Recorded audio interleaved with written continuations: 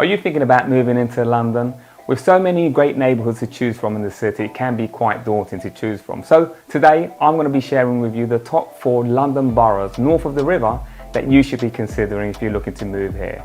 Do stay to the end because I'm also going to be breaking down the average rent for each one of these. Stay tuned.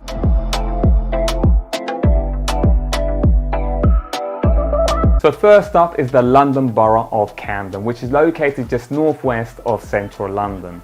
One of my favourite places has got to be Hampstead and Belsize Park. And when you think about these areas, think about green spaces, tight community, village feel, great transport into London, but still feels like a suburb. One of the things that I love to do in the area is definitely going to be the Hampstead Heath. If that doesn't work for you, you can also go towards Primrose Hill. The theme here, of course, is green spaces. The further down you go from Hampstead and Belsize Park, you'll then be hitting Chalk Farm and Camden Town.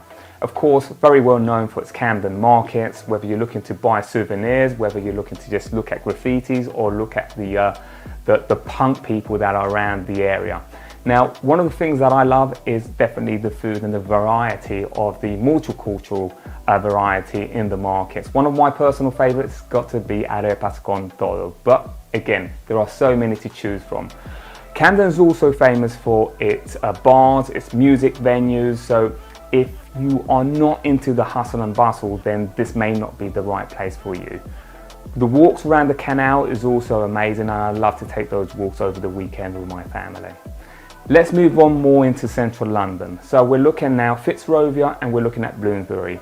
Great locations, more central, very popular for professionals who don't want to jump on a bus or a train to commute into work, but also very popular with students. So you will get a young crowd in the area.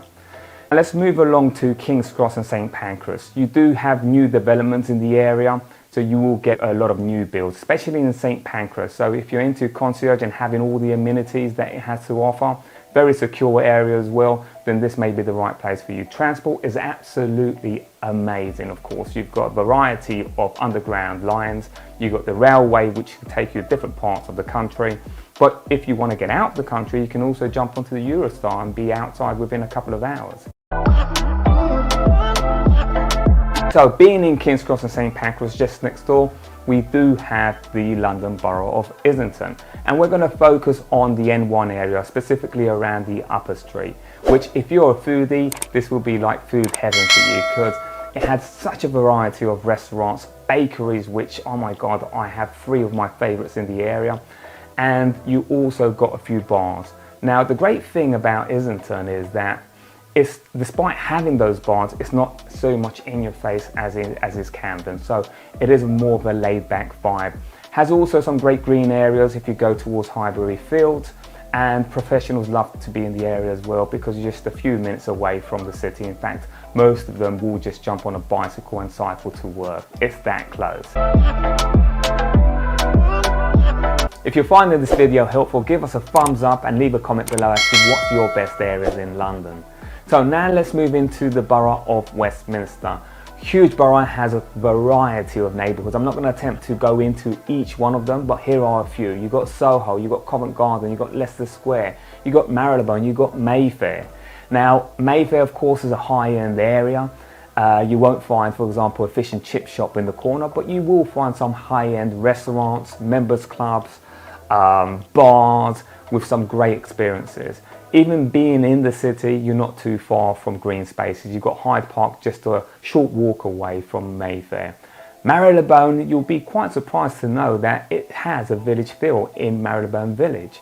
And you have some boutiques, some nice cafes and restaurants, and you're just a short walk away, of course, from the West End where you have all the big brands of Oxford Circus.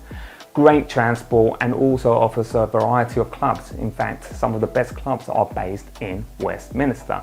The great thing about London is that it offers so much great transport that wherever you live in London, you're very likely able to just hop on a bus and go to south, east, west, wherever it is that you're living.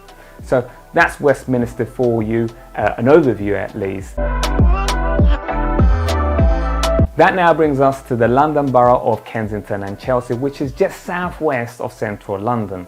When you think about this area, do think about prestigious museums, wealthy neighbours, Georgian houses, beautiful facades. One of the places that I love to visit in the area is Portobello Market. Souvenirs, jewellery, and it's just a really great vibe. Now, the area is very, very popular. Portobello is very popular with the Spanish, but there are other areas of the borough which is very popular with Americans and French. And the retail, restaurants, bars will reflect the same. And of course, you've got very good schools that will cater to this target audience.